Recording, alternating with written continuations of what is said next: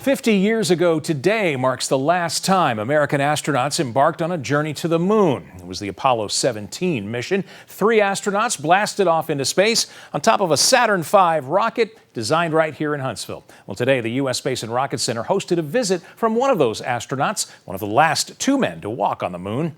WAAY 31's Olivia Schuler spoke to astronaut Dr. Harrison Jack Schmidt and tells us about his experience.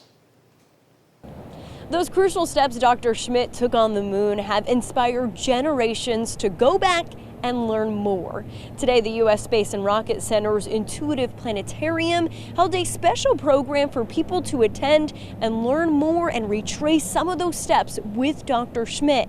Now, it may have been 50 years ago, but he still remembers it like it were yesterday. One giant leap for mankind. The main thing that surprised me about walking on the moon was being there.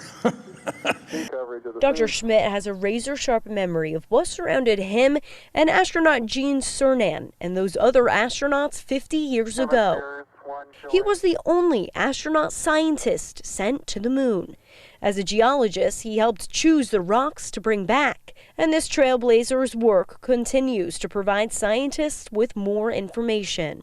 The samples that were brought back by the Apollo missions continue to be the gift that keeps on giving. Integrate a great deal of that new technology into the Artemis program, and that is a challenge. You have another generation beginning to do the same kind of thing with Artemis. Right now, Artemis 1 is taking the next giant leap. It's testing the technologies and procedures and gathering new information that will eventually take people back to the moon. But that's not all NASA is after. Of the Artemis program, initially, scientific objective is to land at the south pole of the moon.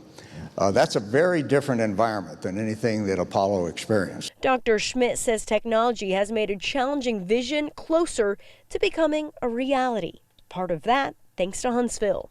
Here in Huntsville has just done a remarkable job over the ages now of developing these very large boosters.